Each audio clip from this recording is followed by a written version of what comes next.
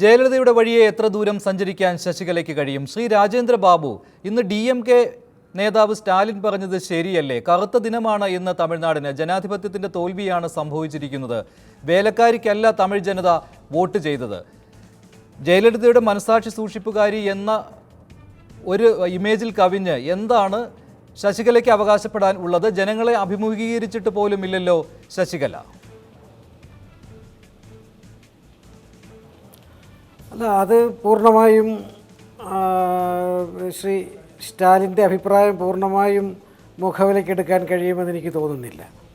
കാരണം ജയലളിതയുടെ തോഴി എന്നുള്ള സ്ഥാനം ഒരു വീട്ടുവേലക്കാരി എന്ന് ജയലളിതയെ അധിക്ഷേപിക്കുന്നത് പൂർണ്ണമായും ശരിയല്ല. അവരങ്ങനെ ആയിരുന്നില്ല എന്നോർക്കണം. കഴിഞ്ഞ എത്രയോ ദശകങ്ങളായി ജയലളിതയുടെ കൂടെ ഒപ്പം എല്ലാ തീരുമാനങ്ങളിലും എല്ലാ യോഗങ്ങളിലും പങ്കെടുത്തിരുന്ന ഒരു നേതാവെന്ന് പറയാൻ കഴിയില്ല, ഒരു തോഴിയായിരുന്നു. അതുകൊണ്ട് തന്നെ വീട്ടുവേലക്കാരി എന്നുള്ള ഒരു സംബോധന അതൊരു ശരിയായ കാര്യമല്ല. പക്ഷേ അതുപോലെ തമിഴ്നാടിൻ്റെ ജീവിതത്തിലെ കറുത്ത ദിനമാണ് എന്ന് സാങ്കേതികാർത്ഥത്തിൽ അതും പറയാൻ കഴിയില്ല. കാരണം തികച്ചും ജനാധിപത്യപരമായി തന്നെയാണ് ശശികലയുടെ തിരഞ്ഞെടുപ്പ് എന്ന് നമുക്കറിയാം. നിയമസഭാ കക്ഷിയിൽ വളരെ വമ്പിച്ച ഭൂരിപക്ഷമുള്ള ഒരു പാർട്ടി, ആ പാർട്ടിയുടെ എല്ലാ നേതാക്കളും MLA-മാരും ഒരാൾ മുഖ്യമന്ത്രിയാകണം എന്നാവശ്യപ്പെടുന്നു. അപ്പോൾ സാങ്കേതികാർത്ഥത്തിൽ അത് ജനാധിപത്യ വിരുദ്ധമല്ല എന്നും പറയേണ്ടി വരും. അതിനകത്ത് അവശേഷിക്കുന്ന മറ്റു കാര്യങ്ങൾ ചർച്ച ചെയ്യപ്പെടേണ്ടതാണ്. ഇത്ര ധൃതി വേണമായിരുന്നോ എന്നൊക്കെയുള്ള കാര്യം. തീർച്ചയായും ഒരു വീട്ടുവേലക്കാരി എന്നവരെ സംബോധന ചെയ്യുന്നത് തീർത്തും ശരിയല്ല. തികച്ചും ജനാധിപത്യപരമായ രീതിയിൽ തന്നെയാണ് ഈ സ്ഥാനക്കയറ്റം എന്നുള്ളതും ആദ്യമേ അടിവരയിട്ട് പറയേണ്ടിയിരിക്കും. ശ്രീ രാജേന്ദ്ര ബാബു, അതോടൊപ്പം തന്നെ പാർട്ടിയിലെ ഉയർന്ന നേതാക്കളുടെയും ജനപ്രതിനിധികളുടെയും ഇവരുടെ പിന്തുണ മാത്രമാണോ ശശികലയ്ക്ക് ഇപ്പോൾ അവകാശപ്പെടാനുള്ളത്? അത് കൃത്യമായി നേടിയെടുക്കുവാൻ ശശികലയ്ക്ക് കഴിഞ്ഞു. മാത്രമല്ല, പാർട്ടിയുടെ ഉയർന്ന സ്ഥാനങ്ങളിലേക്ക് ജയലളിത പാർട്ടിയുടെ നേതൃത്വം വഹിച്ചിരുന്ന സമയത്ത് ഇല്ലാതിരുന്ന നേതാക്കന്മാരെ കൊണ്ടുവരികയും ചെയ്തിരിക്കുകയാണ് ശശികല. പക്ഷേ അതേസമയം പാർട്ടിയിലെ താഴെ തട്ടിലുള്ള അണികളുടെ പിന്തുണ ശശികലയ്ക്ക് മുൻപ് ജയലളിതയ്ക്ക് കിട്ടിയതുപോലെ അവകാശപ്പെടാൻ കഴിയുമോ? പലതരത്തിലുള്ള അസ്വാരസ്യങ്ങളും ഇതിനകം തന്നെ ഉണ്ടായിട്ടുണ്ടല്ലോ.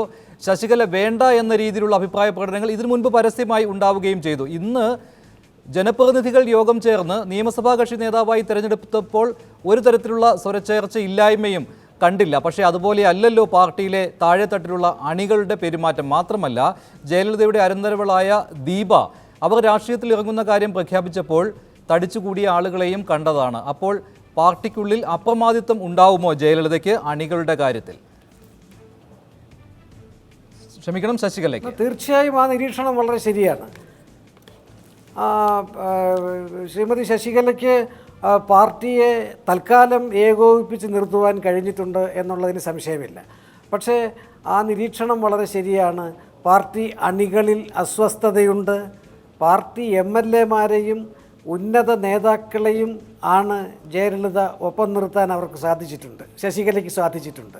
പക്ഷേ ജയലളിതയ്ക്കുണ്ടായിരുന്ന ആ അപ്രമാദിത്വം അല്ലെങ്കിൽ ജയലളിതയ്ക്കുണ്ടായിരുന്ന ഒരു സ്ഥാനം പാർട്ടി അണികൾക്കിടയിൽ ശശികലയ്ക്ക് ഇതുവരെ ഉണ്ടാക്കിയെടുക്കാൻ കഴിഞ്ഞിട്ടില്ല എന്നുള്ള സത്യം അവശേഷിക്കുന്നു. അത് കാലം തെളിയിക്കേണ്ട ഒന്നാണ്. കാരണം ശശികല ഒരു തിരഞ്ഞെടുപ്പിനെ അഭിമുഖീകരിച്ചിട്ടില്ല, ഒരു പൊതുപ്രസ്ഥാനത്തിലും അവരുടേതായിട്ടുള്ള അഭിപ്രായങ്ങൾ വന്നിട്ടില്ല. അതോടൊപ്പം പാർട്ടിയിലെ ഒരു വിഭാഗം അസ്വസ്ഥരാണ് എന്നുള്ളത് വളരെ വളരെ വ്യക്തമായി വെളിയിൽ വന്നുകൊണ്ടിരിക്കുന്നു. അതുകൊണ്ട് ജനാധിപത്യപരമായ രീതിയിലാണ് അവർ തിരഞ്ഞെടുക്കപ്പെട്ടതെങ്കിലും തീർച്ചയായും അസ്വാരസ്യങ്ങൾ വളരാനുള്ള സാധ്യതയുണ്ട്. ജയലളിതയുടെ മരണത്തിന്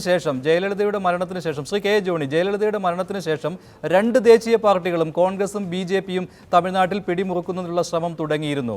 അപ്രസക്തമായിക്കൊണ്ടിരിക്കുന്ന കോൺഗ്രസും അതേസമയം ആദ്യമായി അവിടെ പ്രസക്തമായ സ്ഥാനം ഉണ്ടാക്കുവാൻ ആഗ്രഹിച്ചിരുന്ന BJP-യും ഈ രണ്ട് പാർട്ടികളും പിടിമുറുക്കുവാനുള്ള ശ്രമം നടത്തി എന്ന കാര്യം ഉറപ്പാണല്ലോ. അതിൽ കേന്ദ്രത്തിൽ ഭരണം കൈയാളുന്ന BJP-ക്കാണല്ലോ മുൻതൂക്കം. കാരണം തമിഴ്നാട് രാഷ്ട്രീയത്തിൽ ഇടപെടാൻ അവർക്ക് കൂടുതലായി കഴിയും ഭരണ നേതൃത്വത്തിൽ.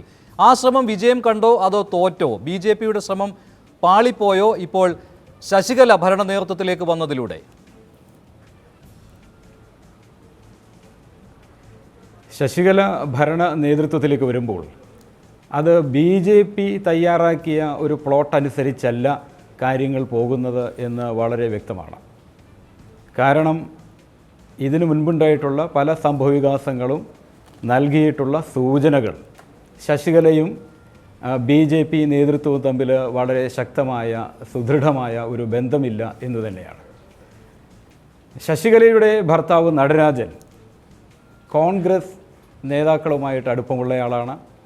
തമിഴ്നാട്ടിൽ കോൺഗ്രസിൻ്റെ പ്രസിഡൻ്റായിട്ടുള്ള ശ്രീ തിരുനാവുക്കരശ്, അദ്ദേഹം നടരാജനുമായിട്ട് അടുത്ത ബന്ധമുള്ളയാളാണ്. നമ്മളൊന്ന് റീവൈൻഡ് ചെയ്ത് നോക്കിയാൽ, ഒന്ന് പിന്നിലേക്ക് തിരിഞ്ഞാൽ, കഴിഞ്ഞ ഒക്ടോബർ 7-ന് രാഹുൽ ഗാന്ധി വളരെ അപ്രതീക്ഷിതമായിട്ട് ചെന്നൈയിൽ എയർ ഡാഷ് ചെയ്ത് പ്രത്യേക വിമാനത്തിൽ ചെന്നൈയിലെത്തിയിട്ട് ജയലളിതയെ ആസ്പത്രിയിൽ പോയി കാണുന്ന ഒരു സ്ഥിതിവിശേഷമുണ്ടായിരുന്നു. ജയലളിതയെ കണ്ടു കഴിഞ്ഞിട്ട് രാഹുൽ ഗാന്ധി പുറത്തു വന്ന് ആദ്യം പറഞ്ഞത് കോൺഗ്രസിൻ്റെ പിന്തുണ AIADMKക്കുണ്ട്, മുഖ്യമന്ത്രിക്കുണ്ട് എന്നറിയിക്കാനായിട്ടാണ് താൻ വന്നിരിക്കുന്നതെന്നാണ്. വളരെ വ്യക്തമായൊരു രാഷ്ട്രീയ സന്ദേശമായിരുന്നു അത്. അതിൻ്റെയൊക്കെ ഒരു സ്വാഭാവികമായ പരിണാമത്തിലേക്കാണ് കാര്യങ്ങൾ പോകുന്നതെന്ന സൂചനയാണ് ഇപ്പോൾ ഉയരുന്നത്. ജോണി, അതിനുശേഷം രാഹുൽ അതിനോട് ചേർത്ത് വായിക്കേണ്ട കാര്യം കൂടിയാണല്ലോ. രാഹുൽ ഗാന്ധി സന്ദർശനത്തിന് ശേഷം ഉടൻ തന്നെ കേന്ദ്രത്തിൽ നിന്നും മന്ത്രി വെങ്കയ്യ നായിഡു വരുന്നു, അതിനുശേഷം മന്ത്രിമാർ എത്തുന്നു. ഇതെല്ലാം നമ്മൾ കണ്ടതാണല്ലോ. അപ്പോൾ പിടിമുറുക്കുവാനുള്ള ശ്രമം BJPയുടെ ഭാഗത്തുനിന്നുണ്ടായി. ജയലളിതയുടെ മരണശേഷം പ്രധാനമന്ത്രി നരേന്ദ്രമോദി നേരിട്ട് ചെന്നൈയിലെത്തി. ബാക്കിയുള്ള കാര്യങ്ങളെല്ലാം അറിയാവുന്നതാണല്ലോ. പക്ഷേ എവിടെയാണ് BJPക്ക് പിടിമുറുക്കുവാൻ കഴിയാതെ പോയത്? പനീർശെൽവമായിരുന്നില്ലേ BJPയുടെ മുന്നിലുള്ള മുഖ്യമന്ത്രി? അല്ലാതെ എവിടെയോ BJPക്ക് വാസ്തവത്തിൽ തമിഴകത്തെ രാഷ്ട്രീയ പരിസരങ്ങൾ വായിച്ചെടുക്കുന്നതിൽ BJPക്ക് എവിടെയോ ഒരു വീഴ്ച പറ്റിയെന്നാണ് ഞാൻ കരുതുന്നത്. ആ വീഴ്ചയുടെ പരിണത ഫലമാണ് ഇപ്പോഴുണ്ടായിട്ടുള്ളത്. കാരണം AIADMKയെ സംബന്ധിച്ചിടത്തോളം ശശികലയാണ് ആ പാർട്ടിയിലെ ഒരു യൂണിഫയിങ് ഫോഴ്സ് എന്ന് പറയുന്നത്. അവരുടെ ചുറ്റുമാണ് പാർട്ടി നിൽക്കുന്നത്. അവരില്ലായിരുന്നെങ്കിൽ പാർട്ടി പിളരുമായിരുന്നു എന്നുള്ളതിൽ യാതൊരു സംശയമില്ല. അതുകൊണ്ട് തന്നെ ശശികലയെ ഡീസ്റ്റബിലൈസ് ചെയ്താൽ, അല്ലെങ്കിൽ ശശികലയെ ശിഥിലപ്പെടുത്തി കഴിഞ്ഞു കഴിഞ്ഞാൽ, AIADMKയെ ശിഥിലപ്പെടുത്തി കഴിഞ്ഞു കഴിഞ്ഞാൽ അത് DMKയ്ക്കായിരിക്കും അതിൻ്റെ പ്രയോജനം എന്നുള്ളതും വളരെ വ്യക്തമായിരുന്നു. അപ്പോൾ ഈ ഘട്ടത്തിൽ ശശികലയ്ക്കെതിരായിട്ട് AIADMKയിൽ ഒരു നേതാവും കലാപത്തിന് ഒരുങ്ങില്ല എന്നുള്ളത് പകൽ പോലെ വ്യക്തമാണ്. പനീർശെൽവം ഈ ചിലപ്പോഴൊക്കെ മറ്റ് ചില രാഷ്ട്രീയ വായനകൾ നടന്നിട്ടുള്ളതുപോലെ പനീർശെൽവം ഒരിക്കലും വാസ്തവത്തിൽ ശശികലയ്ക്കൊരു വെല്ലുവിളി ഉയർത്തിയിട്ടില്ലെന്നുള്ളതാണ്. അദ്ദേഹം എപ്പോഴും ജയലളിതയുടെ കാര്യത്തിലായാലും ശശികലയുടെ കാര്യത്തിലായാലും അദ്ദേഹത്തിൻ്റെ ആ വിധേയത്വ ഭാവം, വിനീതനും വിശ്വസ്തനുമായിട്ടുള്ള ആ ഒരു ഭാവത്തിൽ തന്നെയാണ് അദ്ദേഹം തുടർന്നിട്ടുള്ളത്. കാരണം AIADMK എന്ന പാർട്ടിയിൽ അവരുടെ പരമോന്നത സ്ഥാനത്തിരിക്കുന്ന നേതാവിനെതിരെ താഴേക്കിടയിലുള്ള, അതിപ്പോൾ മുഖ്യമന്ത്രി സ്ഥാനത്തിരിക്കുന്ന ആളായാലും ശരി, വേറൊരു നേതാവായാലും ശരി, അവർക്ക് പരമോന്നത സ്ഥാനത്തിരിക്കുന്ന പാർട്ടി ജനറൽ സെക്രട്ടറി ആയിട്ടിരിക്കുന്ന ഒരു വ്യക്തിക്കെതിരെ കലാപം നടത്തുന്നതിനുള്ള ഒരു ശേഷി വാസ്തവത്തിൽ AIADMKയിൽ ഒരു നേതാവിനും ഇല്ല എന്നുള്ളത് വളരെ വ്യക്തമാണ്. അതുകൊണ്ട് തന്നെ പനീർശെൽവം ശശികലയ്ക്കെതിരെ ഒരു കലാപമുണ്ടാക്കും എന്ന ആരെങ്കിലും എവിടെയെങ്കിലും ഒരു വായന നടത്തിയിട്ടുണ്ടെങ്കിൽ, അല്ലെങ്കിൽ അങ്ങനെ ഒരു ധാരണയിൽ എത്തിയിട്ടുണ്ടെങ്കിൽ അത് അബദ്ധമായിരുന്നു. ആ അബദ്ധം വാസ്തവത്തിൽ തിരുത്തപ്പെടേണ്ടതുമാണ്. അതിപ്പോൾ വാസ്തവത്തിൽ ശശികലയുടെ നേതൃത്വത്തിലുള്ള AIADMKയിലെ ആ ഒരു പരമോന്നത നേതൃനിര വാസ്തവത്തിൽ അവരിപ്പോൾ അങ്ങനെ ഒരു സങ്കല്പങ്ങൾക്ക്, അങ്ങനെയുള്ള ഭാവനകൾക്ക് AIADMKയിൽ സ്ഥാനമില്ല എന്ന് വളരെ വ്യക്തമാക്കിയിരിക്കുകയാണ്. ശ്രീ PS ശ്രീധരൻപിള്ള, BJPയുടെ പിടി അയഞ്ഞു പോവുകയാണ് ഉണ്ടായത്. എന്തായാലും കേന്ദ്രഭരണം കയ്യിലുള്ളത് കൊണ്ട് തന്നെ തമിഴ്നാട്ടിൽ ഈ ജയലളിതയുടെ മരണത്തിന് ശേഷമുള്ള രാഷ്ട്രീയ മാറ്റം അത് അനുകൂല ഘടകമാക്കാൻ BJPക്ക് അത്ര പിന്തുണയില്ലാത്ത ഒരു സംസ്ഥാനമായിട്ട് കൂടി ദേശീയ പാർട്ടികൾ കോൺഗ്രസും BJPയും അവിടെ ഇടപെടാനുള്ള ശ്രമം നടത്തുന്ന സാഹചര്യത്തിൽ BJPക്കാണ് മുൻതൂക്കം കൽപ്പിച്ചു വന്നിരുന്നത്. പക്ഷേ എവിടെയാണ് ആ തിരക്കഥ പാളിയത്? മഞ്ജുഷ പിടി മുറുക്കിയിട്ടില്ലല്ലോ. ഇതുവരെ മുറുകാത്ത ഒന്നാണ് തമിഴ്നാടിൻ്റെ രാഷ്ട്രീയം BJPയെ സംബന്ധിച്ചിടത്തോളം. അപ്പോൾ മുറുകിയെങ്കിൽ മാത്രമല്ലേ അയയുള്ളൂ. അതുകൊണ്ട് അയഞ്ഞ പ്രശ്നം ഉണ്ടായിട്ടില്ല. കേന്ദ്രം ഭരിക്കുന്ന കക്ഷി എന്നുള്ള നിലയിൽ കേന്ദ്ര ഭരണകൂടം നമ്മുടെ പാർലമെൻ്ററി സമ്പ്രദായം അനുസരിച്ച് കേന്ദ്രം അതിൻ്റെ ചുമതല നിറവേറ്റണം. തിരഞ്ഞെടുക്കപ്പെട്ട ഇപ്പം നമ്മുടെ രാജ്യത്ത് നിയമസഭാ കക്ഷിയാണല്ലോ തിരഞ്ഞെടുക്കേണ്ട നേതാവിന്. അവർക്ക് വ്യക്തമായ ഭൂരിപക്ഷം നിയമസഭയിലുണ്ട്. അവരുടെ നിയമസഭാ കക്ഷിക്ക് പിന്നെ സംസ്ഥാനം ഭരിക്കാനുള്ള മാൻഡേറ്റ് ഉണ്ട്. ആ മാൻഡേറ്റ് ഉള്ളപ്പോൾ അവരുടെ ആഭ്യന്തര കാര്യമാണ് ആരെയാണ് മുഖ്യമന്ത്രിയാക്കേണ്ടതെന്നുള്ളത്. ആ നിലയ്ക്ക് ഇപ്പോൾ മാൻഡേറ്റ് ലഭിച്ചിരിക്കുന്നത്, ഏകകണ്ഠമായിട്ട് ആ മാൻഡേറ്റ് ലഭിച്ചിരിക്കുന്നത് ശശികലയ്ക്കാണ്. ശശികലയെ തമ്പിദുരൈയാണ് അതിന് ആ മൂവ്മെൻറ്റിൽ പ്രകടമായി ആദ്യമായി രംഗത്ത് വന്നയാൾ. തമ്പിദുരൈ കേന്ദ്രമായിട്ട് താരതമ്യേന ADMK നേതാക്കന്മാരുടെ കൂട്ടത്തിൽ ഏറ്റവും നല്ല ബന്ധം നിലനിർത്തുന്ന നേതാവ് കൂടിയാണ് എന്നുള്ളൊരു വസ്തുതയാണ്.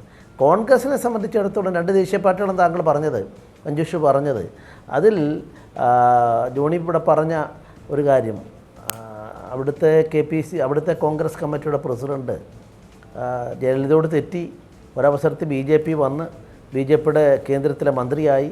മധ്യപ്രദേശിൽ നിന്ന് ഞങ്ങൾ വീണ്ടും MP ആക്കിയിട്ട് അദ്ദേഹത്തിന് കൊടുത്തു. വളരെ നല്ല ബന്ധം, വെങ്കയ്യ നായിഡുമായിട്ട് ഇപ്പോഴും നല്ല ബന്ധം പുലർത്തുന്ന ഒരു നേതാവാണ് തിരുനാവുക്കരശൻ എന്നുള്ള കാര്യം എനിക്ക് വളരെ വ്യക്തമായിട്ട് അറിയാം. അതുകൊണ്ട് തമിഴ്നാട് രാഷ്ട്രീയത്തിൽ BJPക്ക് കേന്ദ്ര സർക്കാരിനെ ഉപയോഗിച്ചുകൊണ്ട് എന്തെങ്കിലും ചെയ്യണമെങ്കിൽ വളരെ ഈസിയായിട്ട് ചെയ്യാവുന്ന ഒരു സംസ്ഥാനമാണ്. തമിഴ്നാടിൻ്റെ ചരിത്രം തന്നെ അങ്ങനെയാണ്. ഇപ്പോൾ വിരുദുനഗറിൽ ഒരു താത്വികമായ അടിസ്ഥാനത്തിൽ തെരഞ്ഞെടുപ്പ് ജനാധിപത്യക്രമം രൂപപ്പെട്ടു വന്ന ഒരു ചരിത്രം 67 ശേഷം അവിടെ തമിഴ്നാടിനെ സംബന്ധിച്ചില്ല. 67 അണ്ണാദുരൈ വന്നു. നമുക്കറിയാം കാമരാജനാണ് എല്ലാ നന്മയുടെയും പ്രതീകമായിട്ട് എല്ലാവരും കണ്ടിരുന്ന ഏറ്റവും നല്ല നിസ്വാർത്ഥനായ ജനനേതാവിനെ ഒരു വിദ്യാർത്ഥി വിരുദുനഗർ തോൽപ്പിച്ചത് എങ്ങനെയാണ്. അപ്പോൾ അതിനുശേഷമുള്ള MG രാമേന്ദ്രനെയും അണ്ണാദുരൈ MG രാമേന്ദ്രനെയും അതുപോലെ കരുണാനിധിയെ കൊണ്ടുവന്നു. അവർ തമ്മിലുള്ള അംഗം വെട്ടൽ. ഇനിയും ജയലളിതയുടെ രംഗം ഞാൻ അവരെ മോശമാക്കി കാണുകയല്ല. നമുക്കറിയാമല്ലോ, അവർ തന്നെ പറഞ്ഞില്ലേ, എൻ്റെ അമ്മയുണ്ടായിരുന്നു എനിക്ക് ഗതി വരില്ലായിരുന്നു എന്നുവെച്ചാൽ വിവാഹിതയാകാതെ ഒരു 40 വയസ്സുകാരൻ 14 വയസ്സുകാരുമായിട്ടുള്ള ഒരു അങ്ങനെയുള്ള ഒന്നിനോട് ബന്ധപ്പെട്ടാണ്. ഇതൊന്നും ഘടകങ്ങളാക്കിയിട്ടല്ല, നമ്മുടെ അളവുകോലുകളല്ല. പിന്നെ വാസ്തവത്തിൽ ധാർമ്മികതയെ പറ്റിയിട്ടും സദാചാരത്തെ പറ്റിയുള്ള അളവുകോലുകളല്ല അവിടെ ഉള്ളത്. അവിടെ കേന്ദ്രത്തിന് താല്പര്യമുള്ള ആളല്ല. ആ പ്രക്രിയയിൽ ഇന്ന് പക്ഷേ കേന്ദ്രത്തിന് താല്പര്യമുള്ള ആളല്ല ശശികല. ഇക്കാര്യം വ്യക്തമാണല്ലോ.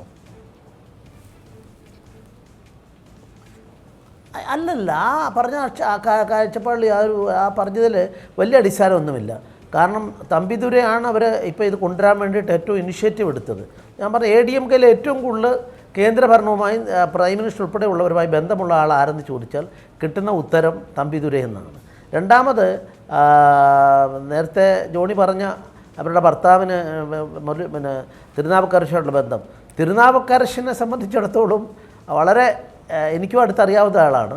അദ്ദേഹം ആ കാലഘട്ടത്തിൽ അദ്ദേഹത്തെ പിന്നീട് ഞങ്ങൾ കൊണ്ടുപോയി മധ്യപ്രദേശ് ജയിപ്പിച്ച് കൊണ്ടുവന്നു. പിന്നൊരു കാലഘട്ടത്തിൽ അവിടെ 2% വോട്ട്, 1.5% വോട്ട്, 3%-അപ്പുറത്ത് ഒരിക്കലും BJP കൂട്ടുകിട്ടാത്തൊരു സംസ്ഥാനമാണ്. അവിടെ സ്ട്രാറ്റജികളുടെ അടിസ്ഥാനത്തിൽ ജയിക്കാൻ സാധിക്കും. ചില പോക്കറ്റുകൾ, ഇപ്പം പൊൻ രാധാകൃഷ്ണൻ ജയിച്ച പോക്കറ്റ്, അതുപോലെ പോക്കറ്റുകളോടൊപ്പം വേറെ ചില ധാരണകളിലേക്ക് വരാൻ പറ്റും. അതിപ്പോൾ ADMK ആണോ DMK ആണോ എന്നുള്ള കാര്യത്തെ സംബന്ധിച്ചിടത്തോളം DMKയുമായിട്ട് കൂടിയാൽ അത് നമുക്കെങ്ങനെ തള്ളിക്കളയാൻ സാധിക്കും. ഞാൻ ഓർക്കുന്നു, വാജ്പേയി 13 ദിവസം പ്രധാനമന്ത്രി ആയപ്പം ചീറ്റെന്ന് വാജ്പേയിയെ മുഖത്ത് നോക്കി വിളിച്ചത് മുരശലിമാരനായിരുന്നു. പക്ഷേ ഒരു കൊല്ലത്തിലുള്ള ആ മുരശലിമാരൻ വർഗീയവാദി ഫാസിസ്റ്റ് എന്ന് വിളിച്ച ആൾ പോകുമ്പോൾ വാജ്പേയി അയാളുടെ മുഖത്ത് നോക്കിയിട്ടാണ് വിമർശക നന്ദി എന്ന് പറഞ്ഞിട്ടാണ് അന്ന് 13-ാം ദിവസം അദ്ദേഹം രാജിവെക്കാൻ പോയത്. ഒരു കൊല്ലത്തിനുള്ളിൽ 98 ആകുമ്പോഴേക്കും നമുക്കറിയാം 98-ലെ തെരഞ്ഞെടുപ്പിൽ മുരശലിമാരനും DMKയും വാജ്പേയിയോടൊപ്പമായിരുന്നു. അതുകൊണ്ട് സ്ട്രാറ്റജികൾ BJPക്ക് അറിയാം, അത് ചെയ്യും. പക്ഷേ ശരിയാണ്, കോൺഗ്രസും BJPയും അതേ തന്ത്രം തന്നെ പയറ്റും. ഒരാളുടെയെങ്കിലും കൂടെ കൂടാൻ, DMKയുടെയോ AIADMKയുടെയോ കൂടെ കൂടാൻ ശ്രമിക്കുകയും ചെയ്യും. അൻവറിലേക്ക് വരാം. അതിനു മുമ്പ് ജോണി, ഈ തമ്പിദുരൈയിലൂടെ ശശികലയിലേക്ക് അടുക്കുവാനുള്ള നീക്കമാണോ BJP നടത്തുന്നത്? അതോ തമ്പിദുരൈയാണല്ലോ കേന്ദ്ര സർക്കാരുമായി അടുപ്പമുള്ള AIADMK നേതാവ്, അദ്ദേഹത്തിന് എന്തായാലും ഭരണ നേതൃത്വത്തിലേക്ക് വരാൻ സാധിക്കുകയില്ല, BJP അങ്ങനെ ആഗ്രഹിച്ചാൽ പോലും. പക്ഷേ ഇപ്പോൾ തമ്പിദുരൈ ശശികലയുടെ പേര് നിർദ്ദേശിച്ചതിലൂടെ എന്ത് മാറ്റമാണ് ഉണ്ടാകാൻ പോകുന്നത് കേന്ദ്രവും ശശികലയുമായുള്ള ബന്ധത്തിൽ? തമ്പിദുരൈയും BJP നേതൃത്വവും തമ്മിൽ ശ്രീ PS ശ്രീധരൻപിള്ള ഇവിടെ പരാമർശിച്ചതുപോലെ വളരെ നല്ല ബന്ധമാണ് ഉണ്ടായിരുന്നതെന്നാണ് പൊതുവെ ഒരു വിലയിരുത്തലുണ്ടായിരുന്നത്. പക്ഷേ സാന്ദർഭികമായിട്ട് ചൂണ്ടിക്കാണി